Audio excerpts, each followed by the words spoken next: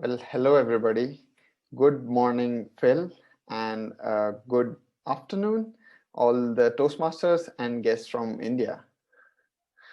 Today is a milestone for orators in the cloud.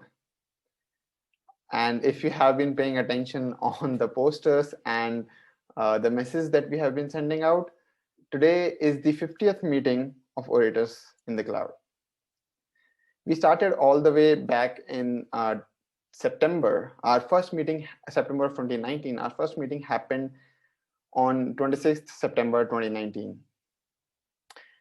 And we have been through a lot of ups and downs ever since. One of the biggest setback of for the club happened in the March of last year, and practically no points in guessing what it was. It was COVID. All of a sudden, the in-person offices were disrupted, and thereby our in-person meetings were disrupted. And that had never happened before. There was no template to go to. There was nothing to use as a set solution to resolve the issue. Naturally, a lot of people came forth and talked about how they are not finding any value in meeting online, because this is not really public speaking. I myself had that thought a number of times. I kept on thinking whether this platform, speaking in front of this black mirror, is providing me with any value and providing the rest of the members with any value. As an officer, I didn't want to leave the club. And I also didn't want to leave the club because then in March of 2020, I didn't have a stand on whether or not this is valuable. But ever since, for the past 1 year, what has kept me around is the mission of this club. And I understand that for this is something that we do not usually start our meetings with, but it feels like this is a great opportunity to talk about the mission of the club. We aspire to become better at presenting our opinions and our thoughts, both in a premeditated form and in the impromptu form. And we aspire to help each other in this pursuit by being a collective that's more than the sum of its individual talents. And we hope to inspire each other to be better presenter tomorrow than what we are today. I know this is abstract, a little abstract at least, and that's what missions are supposed to be. Nobody is going to give you the exact path that you have to take to become a better presenter, but whatever the path that you choose, our pursuit is in helping you, inspiring you to do that. And if you had noticed, in none of what I said included anything that requires you to be physically present in front of a crowd. That's not what we are to do here. No matter if you are in an online meeting or sitting in front of 1,000 people, if you are going to have a mental block, you will have a mental block. And the screen might make things 5% easier to you, but it does not solve the problem. Before we start our meetings, I would like to lay 3 ground rules. 1, please refrain from speaking about the taboo topics, which are sex, politics, and religion. 2, please do not exit the meeting until the end, but if you must, please try to not leave the meeting while the speaker is speaking. 3, please keep yourself on mute while it's not your turn to speak, but at the same time, feel free to unmute yourself and applaud for a speaker after they are done speaking. With that, I welcome you all to our 50th meeting, and I would like to now hand over the control to our Toastmaster of the day, Toastmaster Hillol. Please give a round of applause to him. Thank you, Toastmaster Hind. So congratulations to everybody, all of us. We have completed our 50th milestone. So this is the half century of Toastmasters meeting. And fortunately or unfortunately, have you guys noticed, we have completed this milestone on April 1st, the April Fool day, or we can say the prank day. With this, today I want to introduce you to some of the biggest personalities. Perhaps you already know them, but what you don't know about them are they were really big pranksters. Okay, let me take you to the first one, Mr. President Benjamin Franklin. Don't worry, presiding officer, I'm not talking anything about politics here. He was a big prankster actually.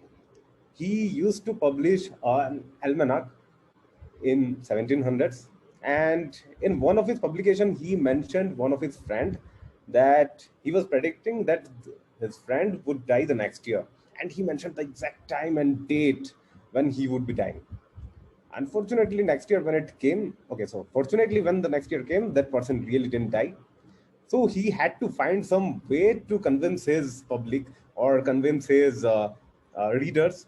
So what he did was he said that actually that person died, my friend died, but somebody stole his identity.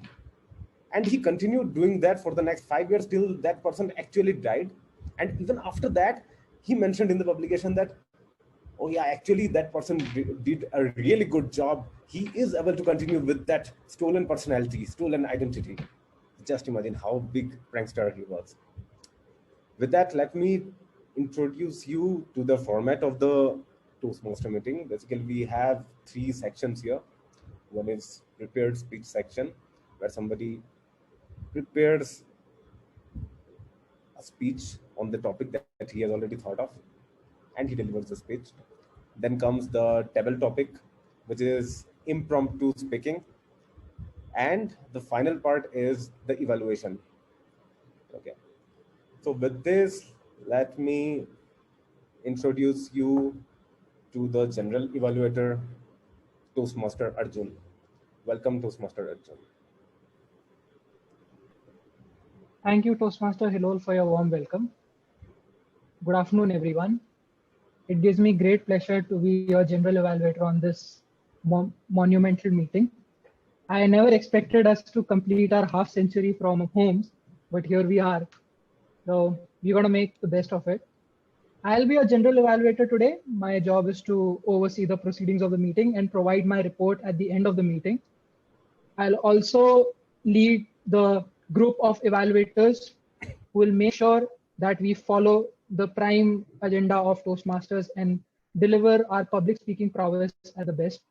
With that, I would like to call upon the first member of our evaluation panel, the one who will keep the track of the time, Toastmaster Raghav. Please, Toastmaster Raghav. Thank you, Toastmaster Arjun. Good morning and good afternoon, fellow Toastmasters. I'm Raghav and I'm the timer of the day. As the timer, my duty is to keep a track of the meeting so that it goes on time and according to the agenda. I will also be timing the prepared speeches, the evaluations, and the table topics. As a timer, I will also be alerting each speaker of the time they have left by flashing green, yellow, and red cards. So for the prepared speeches, the time slot is between 5 to 7 minutes. So at the end of 5 minutes, I would be flashing a green card this way. And at the end of 6 minutes, I would be flashing a yellow card. And at the end of 7 minutes, I would be flashing a red card. And for the table topics, the duration is between 1 to 2 minutes, where at the end of 1 minute, I would be flashing a green card. At the end of 1 minute, 30 seconds, I would be flashing a yellow card. And at the end of 2 minutes, I would be flashing a red card. So all speakers, please ensure to stay within the given time slot and deliver your speeches. Thanks everyone for joining and all the best to all the speakers today. Back to you, Toastmaster Arjun. Thank you, Toastmaster Raghav. During my experience with Toastmasters, I've come across people who have taken care of dual roles, but first time I'm seeing someone who's taking care of triple roles. So our presiding officer / sergeant at arms / AhCounter. Please welcome Toastmaster Hind to talk about his role as the AhCounter of the day.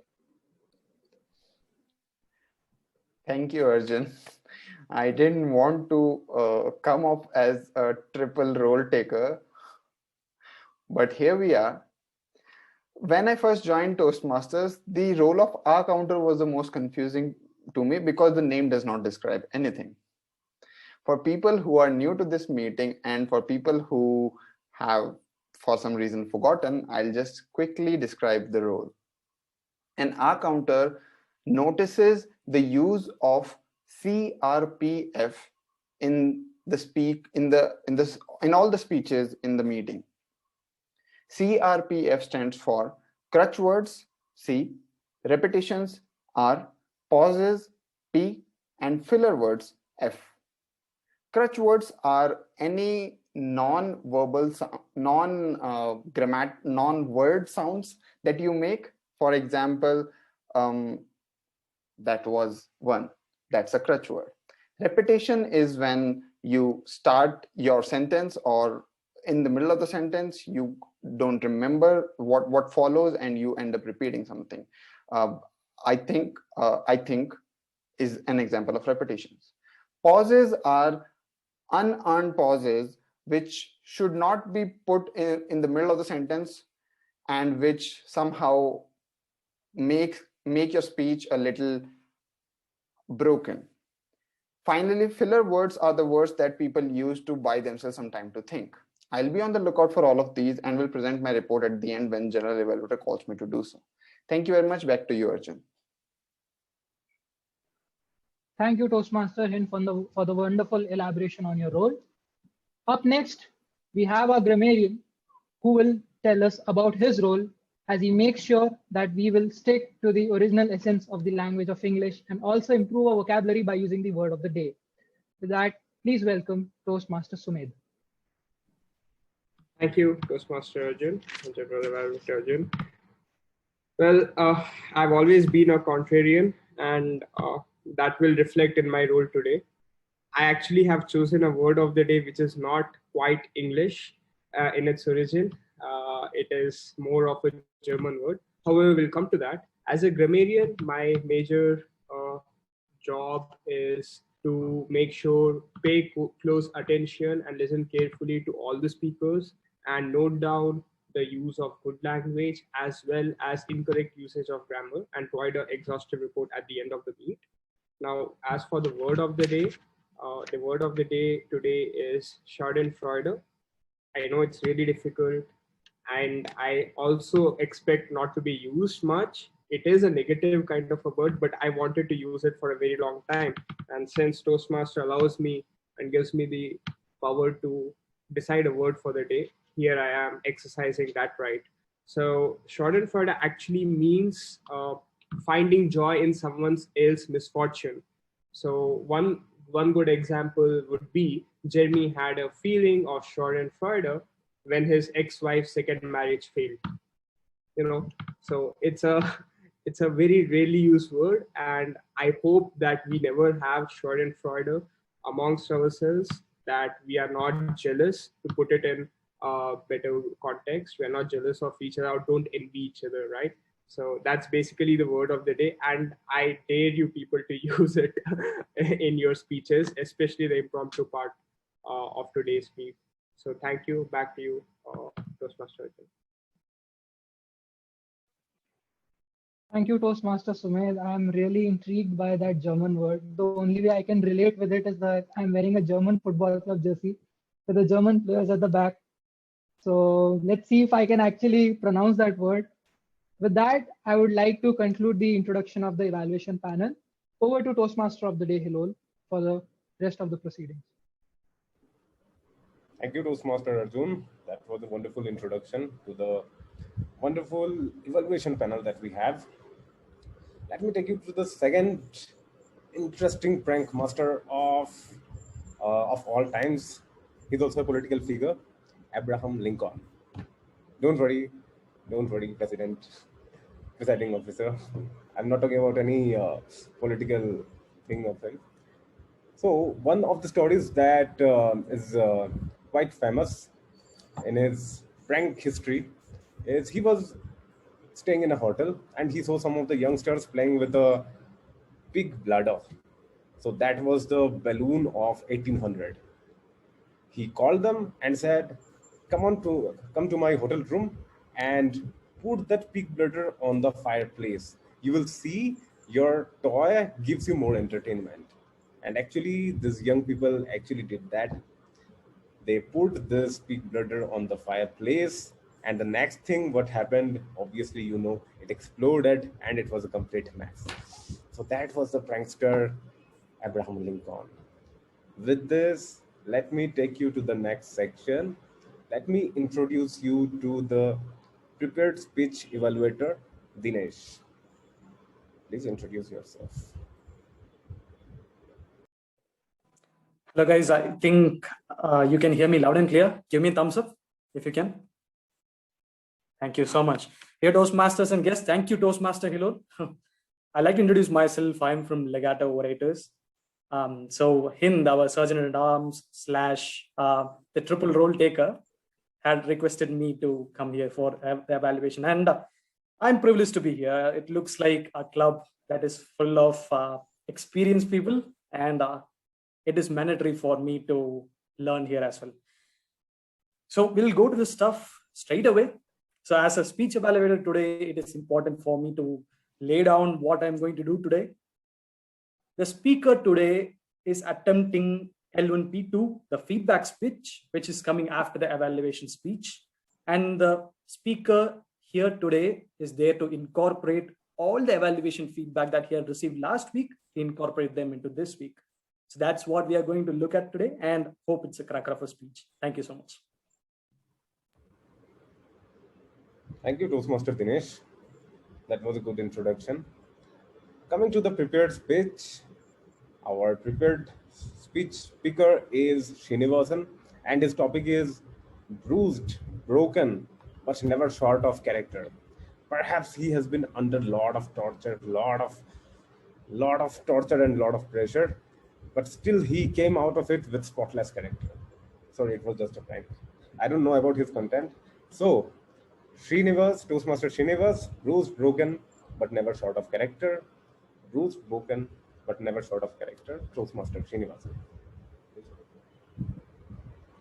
Thank you, Toastmaster Hillol. Before I start off, I'll just give a brief context of my speech. This is going to be not about my story, but it's going to be quite different. With that, let me start my speech. Historic, defiant, come from behind. These are some of the words present in the news headlines on 19 January 2021, which is almost 3 months ago. Even a non-cricket audience would have recognized it as the victory of India in Australia. But if you were an ardent cricket fan, you would have noted that the series had started with the words difficult, and then at one stage turned into impossible. And then to what if, people were just thinking. And finally, the historic. Hello Toastmasters. Today, I would like to share my experience on following the Indian Test Tour of Australia 2021. Before the Test series started, we had the limited overs cricket, that is the one-day internationals and T20s. It was quite a long series, but then one was won by Australia and then the other was won by India. At the end of those series, the media reports, they were not happy because both of these teams were not literally playing or competing in the field. It was just like an exhibition match.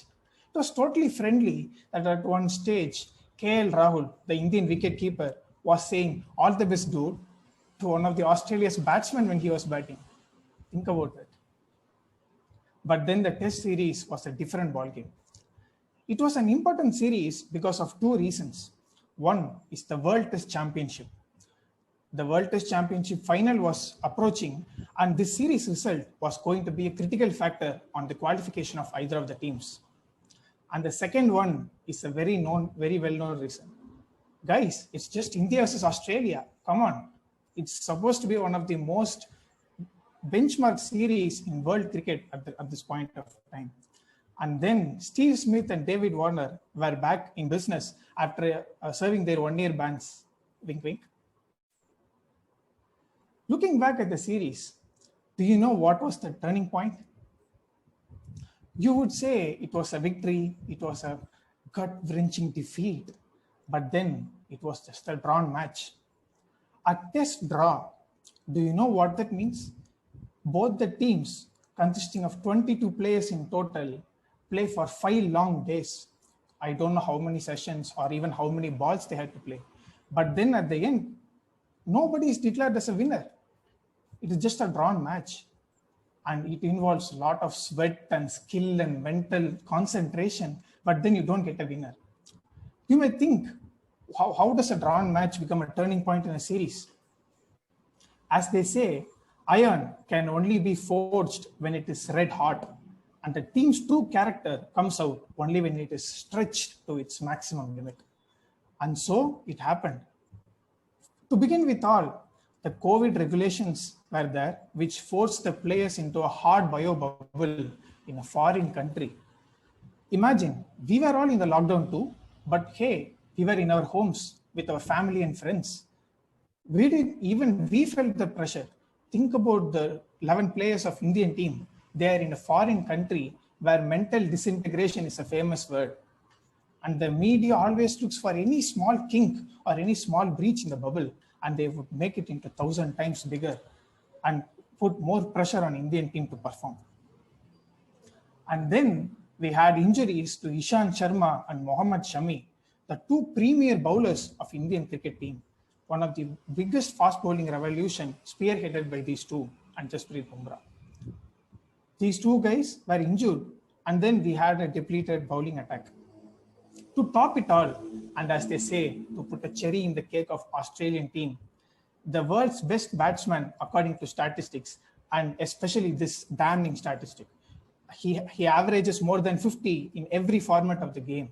He went on a paternity leave to look after his wife and child, which is quite important. But look at Team India, and this happened right after the humiliating defeat of India at the hands of Australia in the first test. 36 all out. Can you imagine? 11 top quality players out of 1 billion people, and then they get out for 36? Imagine the pain of the Indian fans. And to add it, the next day's news headlines flashed. It is a 4-0 whitewash for India, the cricket pundits predicting. When I read the news, I did not think that they were predicting, they were even announcing it. I was totally down and out. I thought like I will never follow the series after this. But then when the focus finally returned to the field, India showed the world its class and skill. And riding on the brilliant performance by Ajinkya Rahane and the great support cast, which included a memorable out by Ashwin of Steve Smith, India won the match fair and square, the Melbourne match. And then we go into the third test match, the turning point according to me. Again, Australia decided to bat, and Steve Smith and Marnus Labuschagne, who is proclaimed as the hire of Steve Smith, HIR, both of them formed a partnership which was so solid that taking a wicket was looking very hard, seemed to be very hard. But then India fought back, and then we restricted them to 338. When India batted again, we folded out for 244, conceding a huge lead to Australia. But then Australia batted again, and then they also scored a massive innings score and set us a huge total of 407. Next, when Indian openers batted, they also went out cheaply, and then we were left with two different characters in the playing field, Cheteshwar Pujara and Rishabh Pant. When I keep my hands in these two sides, it generally means that both of them, it absolutely means that both of them are two extremes. One is a player who has a solid defense and can handle n number of blows to his body. And here is Rishabh Pant, who just looks at the ball and hits it out of the park. And see India's luck. These two guys were putting on a partnership for the ages, which was just the turning point of the match. And then to seal the deal, we had Ravichandran Ashwin and Hanuma Vihari batting out of their skin to form one of the most defiant defense partnerships the cricket world has ever seen. Nostalgia is a powerful emotion. Even today, when we speak about the India versus Australia series, the test series of 2001, tears roll out of every Indian fan. The performance of Harbhajan, VVS Lakshman, Dravid is still etched in the memory of everyone. To me, 10 years down the line, even this series will be talked in the same breath. And Ajinkya Rahane, as he famously put it out, brew is broken, but never short of character. Thank you. Thank you, Toastmaster Srinivasan. You actually took me to the highlight of that match. I felt like as if this is Hotstar and I am watching the highlight of the match. And I would say the title that you chose totally justified. It's totally justified. Thank you. With that, let me introduce you to another prank master. By the way, he's a big scientist and he's not a political figure. Okay, he's a big scientist. He's a big philosopher. He's an artist as well, Leonardo da Vinci. So there's a story about him that he always wanted to keep a dragon. For he made some wings with paper and attached that on top of a lizard, and he used to keep that lizard in his pocket. And in his friend circle, he will pull that out and he will say, "Hey, this is my dragon. I have trained it, just like Daenerys Targaryen, mother of the dragon and the father of the dragon." Okay. With that, let me take you to the most interesting session of the Toastmaster meeting, the table topic. And the table topic master is Philip. So Philip, please take the charge. Thank you, Toastmaster Hillol. Greetings, fellow Toastmasters and honoured guests. My role is, as topic master, is to run the table topic session, in which members and guests will get the opportunity to speak for between 1 and 2 minutes, timed by the timer, on topics that I will select for you. So I wondered what would be an excellent way to start our 50th meeting with table topics, and I decided that petty larceny was clearly the way to go. And to that end, I stole from my daughter a catalogue of children's games. And for today's format, what I'll ask people to do is to select a number between 1 and 13. I will give you the name of a children's game, and I would like you to fill in the details for us, please, telling us perhaps that the game Smelly Wellies might be evoking dirt by using colourful pictures, that it's a game all about counting and matching the Wellington boots to the appropriate monster, and that it's all about learning. With that, I would like, if I may, to call upon possibly a member first, if we could have an experienced member, and then I'll call upon as many guests as I can later. But I'm looking for volunteers, really. So you can either unmute yourselves, thumbs up, or let me know in the chat if you would like to volunteer.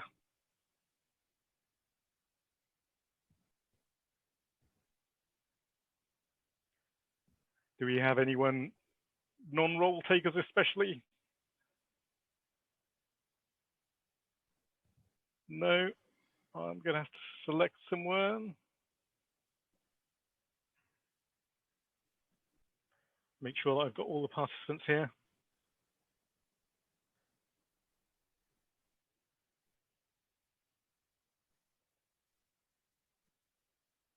In fairness, we do seem to mostly have role takers, I think. Perhaps Nanda Kishore, would you be willing to go first? Yeah, sure.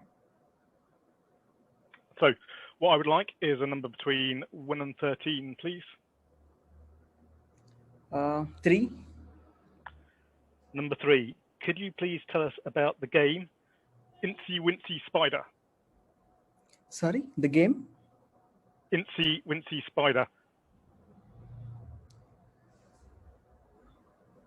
No, I cannot understand. So this is a children's rhyme, so I will put it in the chat. It, unfortunately, the Incy Wincy doesn't mean anything. But tell us, if you will, all about a game involving a spider. I don't know about this rhyme. Is it a game? Oh, so I would like you to describe any game that you can imagine, children's game that involves a spider. Oh, children's games. So, sorry, just to confirm, right? So I wanted to, do I need to explain about any children game? Yes, anything real or imaginary, what the pieces might look like, how the game works, anything that comes to you. Okay, during my childhood, I used to play hide and seek with my parents. So to make me eat my food during lunch or breakfast, right? So they used to play this hide and seek. And whenever I got caught, I have to eat 2 or 3 bites of food. So that way my parents kept me engaging as well, along with making sure that I eat my food properly. So that's the one game which I remember that I played during my childhood. And there's another, I used to love board games during my childhood days. So whenever we visit to any temple or any place, so my parents make sure that we go to a shop nearby and then select board games.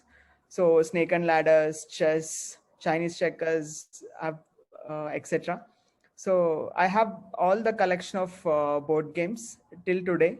So till now, I mean, still now we are using those board games to play. I think in this lockdown time, we have revisited all our board games, and then we spent some good time on that. So along with that, I used to play badminton again with my father. So he taught me how to play badminton during my childhood, and then so that's the only game which I played outside. I don't play cricket, I don't play basketball, but these are the games that I remember playing during my childhood. Yeah, thanks.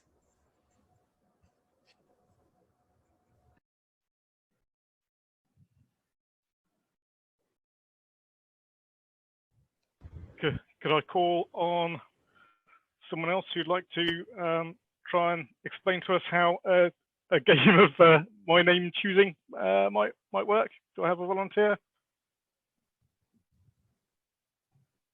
So I've got a note here saying the games that I have might not be famous to Indians, which is undoubtedly true. However, I would like to observe that I don't know any of these games either. And so Nanda Kishore happens to have picked on a game that's named after a rhyme, but trust me, I don't know any of these games. Phil, one quick question. So, as in Toastmaster, like, do we get some time to think as well about the, or I mean, when we have supposed to This start? is an impromptu speaking session, so yeah, I mean, take a few seconds to compose yourself, to think about what you're going to do. But the idea is not that you sort of take a few minutes to think about it. You have a few seconds. Was that a volunteer? I also saw Hind's hand going up. Would you like to have a go? I'm afraid I can't pronounce your name. You'll have to tell me. Yeah, you can call me Yagya. Maybe I can give it a try. I'm not sure. I'm a little bit scared about impromptu. That's the reason I want I want to give it a try. Brilliant. That is absolutely the reason that we're here. So, could I ask you for a number between 1 and 13? 8. Number 8. Could you please tell me about the game Dotty Dinosaurs? What dinosaur exactly? Dotty, as in with dots on them. Oh, dotted dinosaurs. So, okay. So frankly speaking, I don't know about this game, but I am just trying to think if I have to make a game called Dotted Dinosaur, how I'm going to make it, how I'm going to design it. So,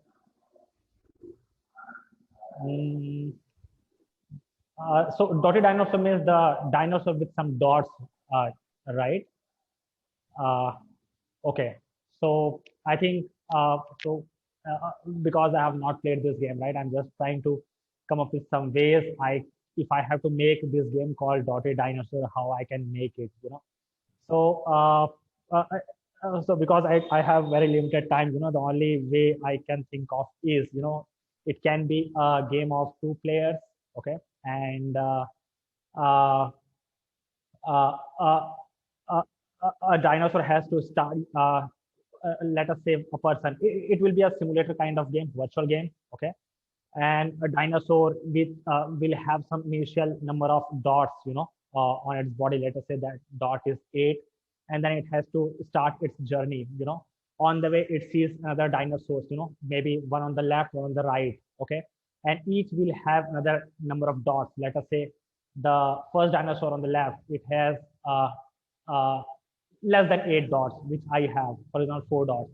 The other dinosaur has 10 dots, so what it has to, now decide is I have to go and kill the dinosaur with less number of dots, so it has to go and it has to, the player who is playing the game, he has to decide whether he wants to take a left or right. Because I know the dinosaur on the left has less number of dots, means I am more powerful because I have more number of dots. Let me take a left turn, go and kill it. If I happen to take a right turn, I'll be dead. So, and that's how a game would be proceeding. So eventually, let us say 2 players are playing it. The guy, who ends up playing for more number of time, that is who ends up killing more dinosaurs, dinosaurs with less numbers, or less dots on his body. That guy is eventually going to win. And one more thing, as soon as, what more I can think is, as soon as I kill that dinosaur, right, the number of dots on my body is going to increase. For example, I had 8 dots. The moment I kill the dinosaur with 4 dots, now on my body, I'm going to have 12 dots. So next I have to think of, when I encounter multiple dinosaurs, I have to be conscious of killing the dinosaur which has less than 12 number of dots. The moment I kill it, if I happen to take a wrong turn and end up meeting the dinosaur with 20 dots, I'm going to lose. So that's how the game would end. Yep, that's it.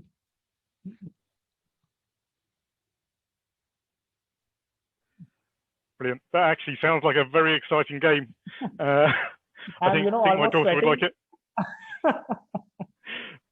So I'm almost sweating, thinking about this game. Yep. Maybe I have good. A new game idea. All right. So may I have another volunteer to introduce us to yet another new game?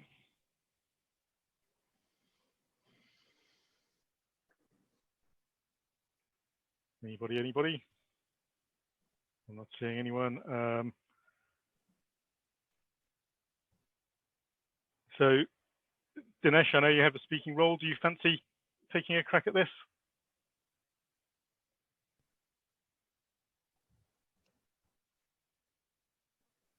Are you asking me, Paul? No, sorry. Do you fancy taking a crack at this? I don't want to force you, but as someone from outside the club, you're more than welcome to if you'd like. I'm down to, if you're not hearing any interference. There is carpentry work happening here, so loud and clear, right? Loud and clear. Yep, let's go. Brilliant. Thank you very much. Give us a number between 1 and 13 then. Let's do 7. Number 7. This is an excellent one. Could you please, in your own words, tell us about the game Robot Run? Can you please ping into the chat? I'll see whether I haven't played that one.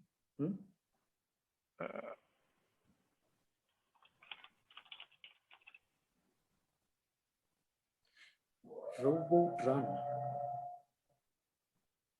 Oh.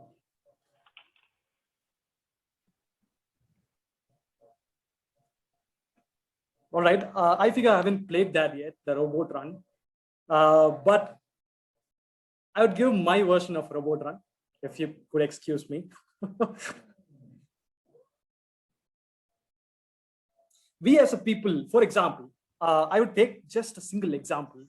We are a world with 8 billion people, probably 8 billion people. And out of which we have 1.3 billion in India, another 1.5 in China, and the rest, 5.6 billion people are on the rest of the earth. What do we do as humans? I would actually reincarnate and reuse the word humans as robots, because we are essentially robots in this mechanical world. So what do? We go forward, we run for everything. We run for money, we run for time, we run for energy, we do everything. So this is essentially the world that we are living in, ladies and gentlemen. The life that we are currently leading is itself a robot run, is what I believe. So we are running for everything, and at the end, our journey is the same, but we always are looking for the same destination. So the robot run, just like a game, has a single destination, and the virtue is happiness, and that's what we are looking at. I'm sorry I haven't played the game, so this is my version of robot run, is what I believe.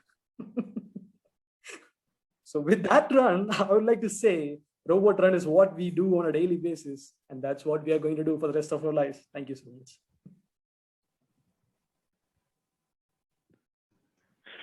A very philosophical view on the game. So I'm going to try and squeeze in one more. I'm conscious that we're running out of time, but perhaps would Saurav, would you like to speak, or Ayana maybe? Can I get either of you to step up?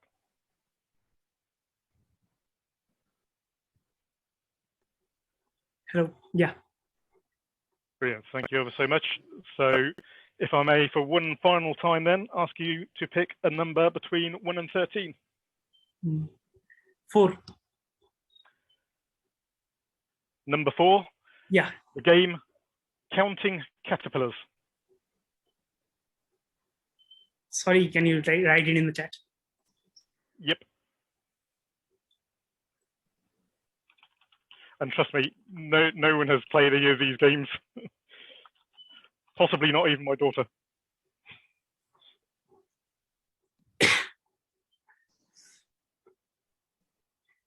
So obviously I haven't played this game, but if I were to make a game which was to be named Counting Caterpillars,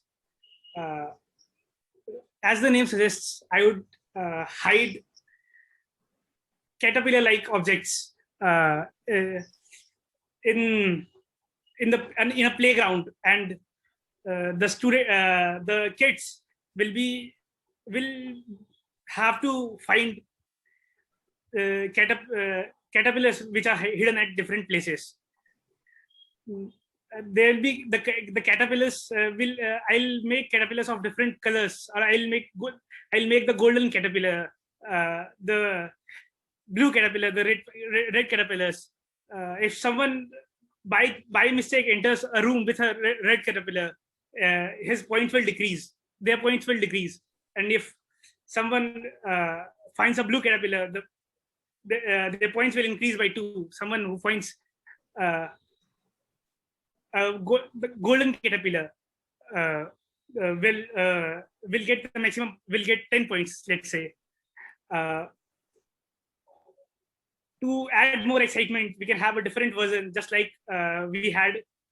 We can make a Quidditch-like game where we had the golden snitch and the other snitches. So we can make a game with caterpillars in which the students, in which the kids will be flying using broomsticks and try to catch the caterpillars, and the one who finally catches the golden caterpillar wins the game.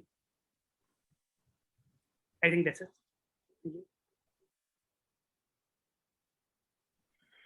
Lovely game. Thank you very much.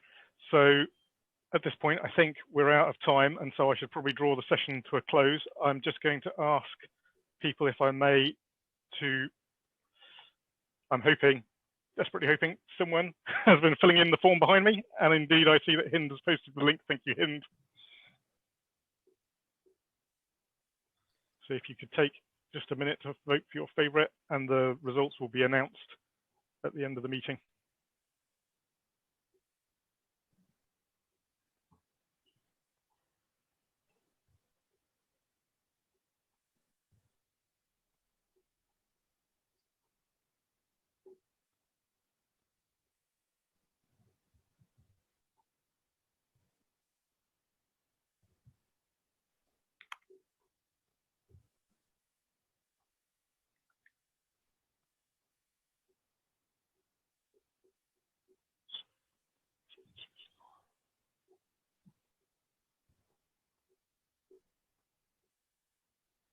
we have just 2 responses left.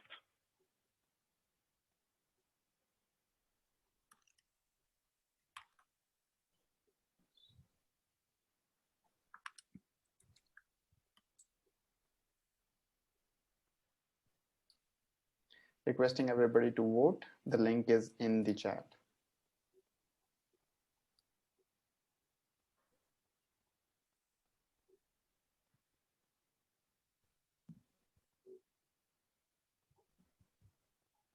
Good. I think, well, there's possibly one left, but then perhaps one of you and I haven't voted him. So on that note, we'll move on. So thank you very much, everyone. And back to you, Toastmaster Hillol. Thank you, Toastmaster Phil. That was pretty interesting. I'm sure you know a lot of games, a lot of small games. I'm sure we'll play someday. Anyway, so let's get the meeting going. The next section that we have is general evaluation. So I would like to call the general evaluator, Toastmaster Arjun. Thank you, Toastmaster Hillol. It's time to begin the evaluation of our 50th meeting. With that, I would like to call the first member of our evaluation panel, Toastmaster Raghava, our timer. Hello, everyone.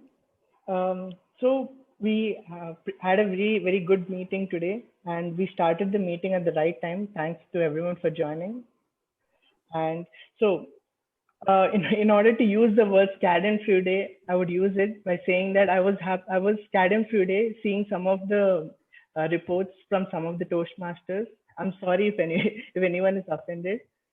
So starting with the presiding officer, Toastmaster Hind. So you had taken a time of 4 minutes 15 seconds, which was a bit over time. And coming to the TTM, that is the table topics masters. So all of the table topic candidates were within the time. Yagya, you were 2 minutes 30 seconds, which falls within the qualified time. Nanda Kishore, you were 1 minute 35 seconds. Dinesh, you were 1 minute 30 seconds, and Saurav, you were 2 minutes. And coming to the speaker, prepared speech, Srinivasan, that was a really good speech. We were all attracted to your speech. And so you had taken a time of 8 minutes, which is fine, which was just a bit over time of 30 seconds. So that's fine. And yeah, that's it from the evaluation part.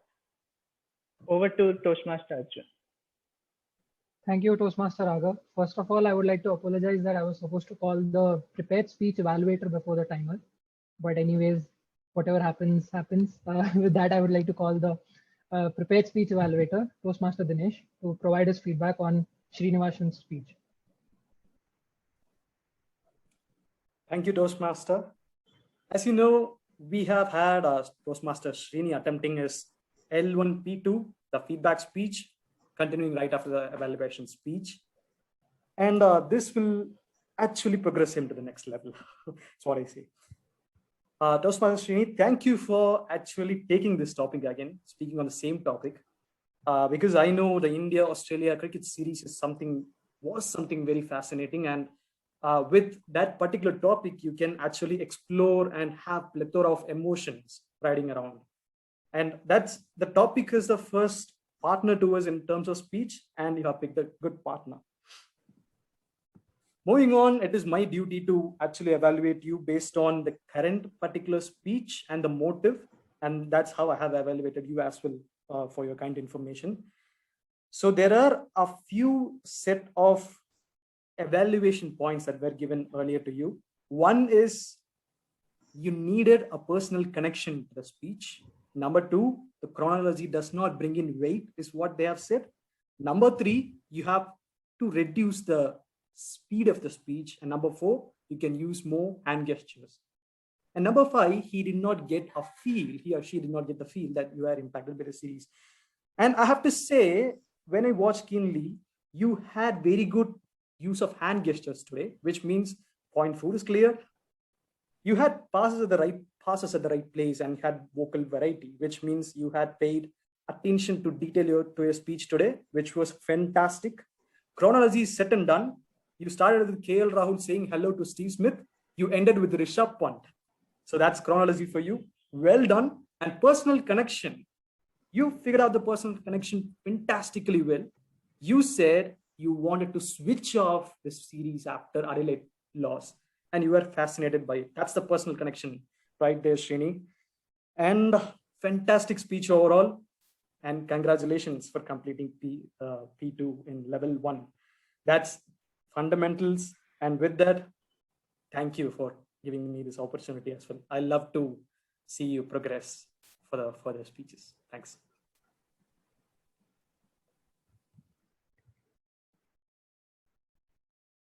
All right. Moving on, I would like to call Toastmaster Hind with the AhCounter's report. Toastmaster Hind, up to you. Thank you. How is everybody doing? Up and listening, because I hope my evaluation reaches you. Let's begin in the chronological order, right from the first speaker to the last speaker, who was the evaluator just before me, excluding myself because I cannot evaluate myself. But if anybody has any CRPF notes for me, feel free to send them to me. Beginning with the first one, Hillol as the Toastmaster of the day. One thing that you did amazingly is you did not use any crutch words. There was no sounds of oh, or anything like that. The thing that you should look to improve is filler words. A lot of times what happens is you connect your sentences because you want to follow from one thought to another. So what happens is that you start your sentences with so, because that's the easiest word to connect sentences. Moving on, General Evaluator Arjun. You did an amazing job at not using crutch words, repetitions, or fillers. A round of applause for you for that. The problem that you need to look at is the problem of broken words. Your pauses don't come into your sentences to disrupt the flow, but what happens is when you're thinking very quickly, this is what happens. So your words come out so slowly that sometimes the stream of the thought loses on the listener. Moving on, timer, you once again did an amazing job. No crutch words, no repetitions, and no pauses. Round of applause to you for that. Once again, your problem is the same as our TMoD, filler words. You also, in an attempt to connect the sentences, use so a lot. So what happens is you keep connecting your sentences with so, because that's the easiest word to connect sentences. Moving on, Grammarian, you did an amazing job. No crutch words, no repetitions, and no fillers. Your problem that I would request you to look at is the same one that I requested our general evaluator to look at: broken words. What happens is when you're thinking slow and when you cannot put it out fast enough, what happens is words start to come out rather than sentences, and that breaks the flow. Next up is our evaluator. Evaluator, great job at not using CRP, crutch words, repetitions, or pauses. But once again, the filler is the problem. And from what I understand, from what I'm telling to everybody, the problem that happens is when you are speaking impromptu, when you have to construct the content on the spot, the connections that are needed between the sentences are not easy to generate. And so your mind takes the easiest path out, and the easiest path out is so, and then, so then. Try to be more conscious of not using such connecting words. Next up, our speaker. Speaker, you did an amazing job at preparing your content beforehand and then delivering your speech. So I was expecting lesser number of connecting words or filler words, but unfortunately, that's what I heard in your speech as well. There were no crutch words or pauses, but there were fillers like and then, but then, and then, so then. And that made a lot of sense because your speech was very chronological, so you kept on using that. Now I'd like to quickly run through the table topic speakers. Nanda Kishore, Yagya, Dinesh, and Saurav. Nanda Kishore, amazing job at not using any crutch words. Really amazing job. A round of applause for you, because as a impromptu speaker, you will be very want to using crutch words, but you did not use any of them. The problem was once again the same, filler words. A lot of use of so's were there. Yagya, there were not that many filler words, and one thing that you did amazingly was not use pauses. You kept on speaking from one thought to another. But in doing so, you used a lot of crutch words. Is how most of your sentences began. So if you think of speaking impromptu, try to use lesser number of us. Finally, Saurav, a similar problem. You spoke very well, you spoke smoothly. Crutch words is something that you should be looking at improving whenever you speak impromptu. With that, I see that I'm over time. Sorry about that timer. Back to our general evaluator, Arjun. Thank you. Thank you, Toastmaster Hind, and also thank you for acknowledging the time. Although I'm pretty happy with the way we have handled time so far. With that being said, I would like to call our grammarian, Toastmaster Sumedh, for the grammarian's report. Thank you, Toastmaster Arjun. I'll be a little quick because I have a lot to rush through. First of all, the essay Hind, he started off this meet in a pretty sobering manner. Usually we go for flair, but this was a much more sobering, thought-provoking opening. So yeah, that is something which requires you to have the technical know of how to proceed and make sure that you're not dampening the mood very low, but yet, however, get your point across.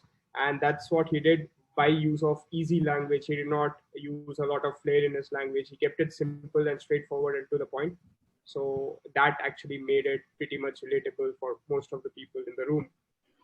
And then there was one small thing that I found out when he was speaking. He was saying, let us start our meeting. And I think it was meeting today, meetings. I think that's what he said, which was just a mismatch between the plural forms. So, and the last thing was just as he spoke before, he just said very wanted. I think that he said very much. I think what he wanted to say was very much wanted to. So I think because of the red card, he was rushing it up and he might have missed a couple of words. Hillol as TMoD. There was one thing which I heard, which was April Fool Day. I don't think that's what it is. It's April Fools. So the S got missed. And then there is this one thing which you were discussing about. I think you were saying one is, then came, and the final thing. So you're giving something in a chronological way, and you started by one is. I think the best way to rephrase that would be to begin with, right? You wanted to logically structure the meet. I think the best way to do that was to begin with, we will do this, and then this, and then this. That would have been a better way to go about that. So I just wanted to bring that to your notice. Toastmaster Arjun, as a general evaluator, kept it pretty straightforward and simple. So nothing much on you that I've got. Raghav, there was a moment wherein you used I will also. I think that was the third time you were using I will also do this, I will also do that. I think what you can use is the term moreover. On top of whatever I already did, I'm also going to do this. Moreover, this is what my job states. Something of that sort would really help. And again, Toastmaster Hind, I think you said CRPF word. You just said CRPF and you left it there. It's going to be CRPF words or CRPFs. CRPF itself is nothing that we can work with. Going to the prepared speech, again, a lot of one was and the other one was. Again, a lot of this, if you're talking about chronology, you can start with to begin with. We lost the series, ODI series, and then we went on to reclaim some of whatever respect and all that. So you could start with to begin with instead of saying one was, the other one was. And then as Toastmaster Hind pointed out, a lot of and then India fought back and then this happened. So this happens every time you use chronologies. There will be and then and but then. So the way you go about it is you do consequently. Consequently, India fought, or India won that match, after which India gained confidence and they beat out Australia somewhere, whatever your sentence was. I think that's the way to go about it, instead of saying and then or but then, right? And there was one other small thing. You said memorable out.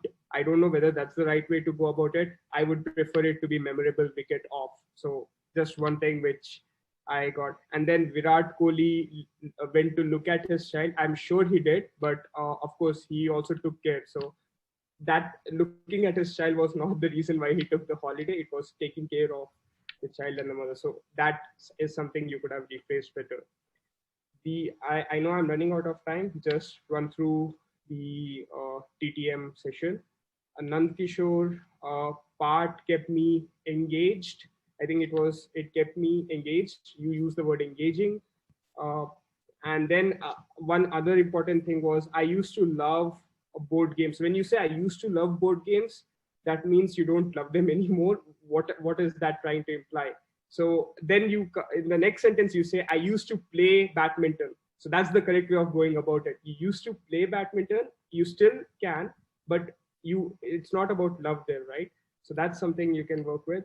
Yagya, I did not understand your game, but I was bamboozled. But you did explain it pretty well, whatever it was, the dots thing. Dinesh and Saurav, a lot of AhCounter covered what I wanted to say. So that's basically what I had with respect to my report. Over to the general evaluator. Thanks. Thank you, Toastmaster Sumedh, for your comprehensive evaluation. I can assure you that I did not get any schadenfreude from your inconvenience in keeping count of the word of the day, because it was hardly used until I used it. With that being said, I would like to provide my report for this meeting. The time of the meeting was spot on. We started at 4 p.m. and we handled it pretty well. Throughout the meeting, we were pretty self-aware of how much time we took. All the evaluation panels slightly stretched it out, but I'm pretty sure we'll be finishing before 5:15. TMoD Hillol did a very good job in maintaining the flow of events. He actually took some effort and incorporated April Fool's Day into his content, which I really liked. The speech was amazing. The speech for me was the highlight of the day because I was very, very attentive to it. I couldn't take my eyes away from Srinivasan. The way he described the Indian team, I myself was sweating in my chair. I felt that I was feeling the heat of the GABA. I really enjoyed the speech. The coming to the Toastmaster table topic session, Toastmaster Phil came up with a very creative idea, but I feel that it could have been explained in a better way because alongside Nanda Kishore, I also could not have been able to give the first speech. I also was not aware of what to do initially. But credits to Yagya for being very, very energetic and taking the next speech. I really liked his enthusiasm. And overall, it was a good session because it was something very, very creative. Coming to the evaluation panel, I was really, really impressed with the way Toastmaster Hind, Toastmaster Sumedh, and even our timer, Toastmaster Raghava, provided detailed and personalized feedback. I myself learned something from today's evaluation. I'll also try to keep a track of the way I pronounce my words and the rate at which I do my diction. I believe that everybody must have gained something from the evaluation panel. Toastmaster Dinesh, hands down, had a very good evaluation session. He gave the right amount of feedback which was required for this speech, for the level and the pathway of this speech. And I feel that Toastmaster Srinivasan will incorporate his feedback into his forthcoming assignments. With that, I wouldn't take much more of your time. And I would like to hand over the proceedings to Toastmaster of the day, Toastmaster Hillol. Thank you, Toastmaster Arjun. That was pretty comprehensive evaluation, and I'm sure it will really help us all. Before wrapping up and announcing the winner, I want to share one more prank story, and this is about Thomas Edison, the famous scientist, the big scientist. He always had an affection for electricity. There was a time when he used to work and he used to prank his co-workers. There was a bucket of water and he would be plugging this bucket of water to a battery. and whoever touches this gets a shock. Very simple and short prank. Anyway, with that, let me announce the winners. Hind, can you share me?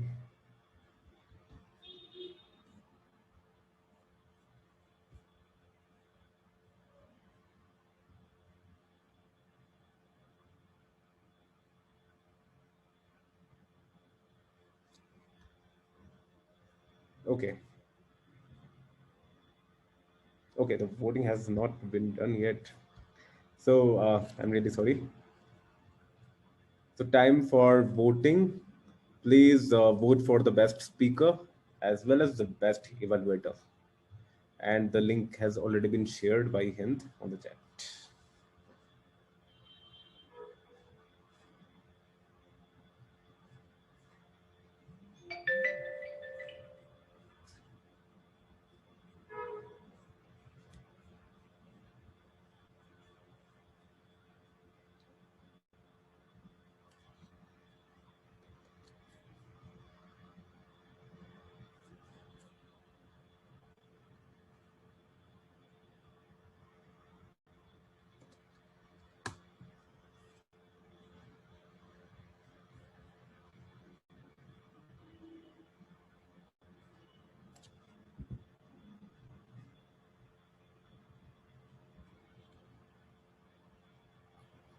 I see 8 votes on the board, requesting everybody to go ahead and vote.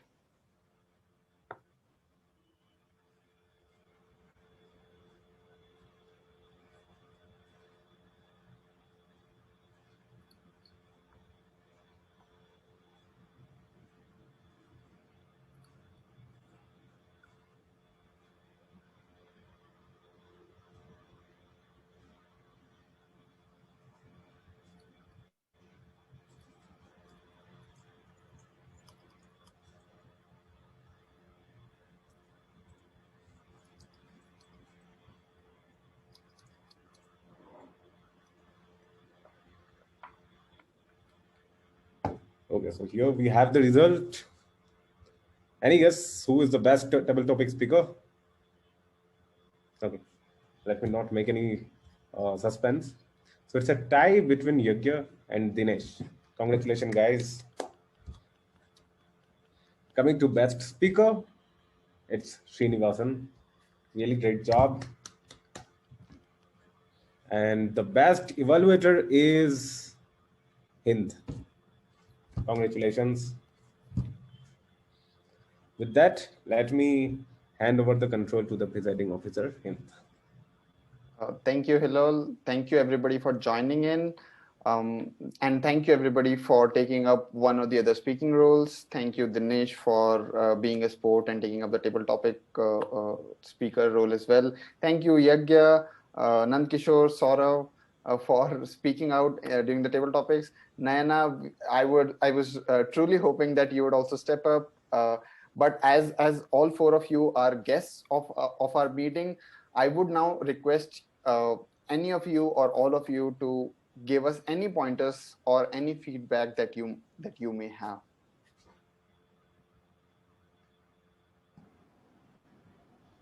Yeah, I was still understanding how the whole things work. Going through the agenda, I didn't understand anything, like how this whole process is gonna work out. But after attending this first meeting, now I got an idea, like okay, how this is how the things work.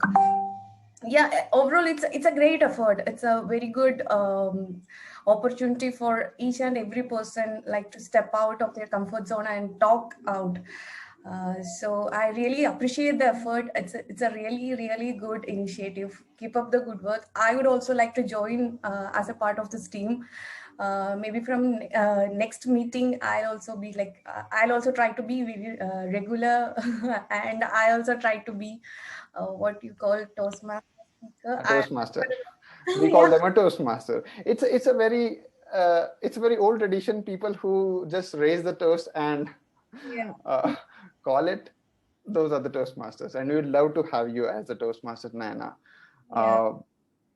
Yagya, Nanda Kishore, Saurav, if you guys have any feedback, we would love to hear from you. Or if you don't feel comfortable and want to be anonymous, then well, you can write a letter and not put your name at the end of it and send it to me. So one thing I wanted to understand, so about the timer, right? So maybe because I joined around 10 to 15 minutes late, I was not really sure who is the timer and what kind of colors or flags. I mean, if I would have known that Raghava is the timer, I would have made sure that, I'm able to see Raghava at least on my screen. So, what is the general, practice here to see the flag or color or whatever? Like, is it just I have to see this? I mean, the guy who's the timer on my screen or the entire screen? If instead of that, right, entire screen can. We generally assume that people will maintain a gallery view and they'll be able to look at the timer, but you raise a very good point, and from next time on we will highlight the timer as well as whoever is speaking, so that will make it easier for whoever is speaking to look at the timer screen and also understand whether they are going over time or what basically the time intimations will be known to them. Right. Thank you for that feedback again. Nanda Kishore, you are a veteran guest now. anything to give us as a feedback? Nothing much. I like the session as before. Yeah. Thank you very much. And finally, Saurav, thank you once again for joining. You have also become a veteran guest of ours. Thank you everybody for joining in. And Saurav is here. Saurav, if you have any feedback, feel free to let me know right now, or DM me later. You can, or just shout out at the top of your lungs and maybe I'll be able to hear it. No, I mean, you guys are doing great job. I mean, no special feedback.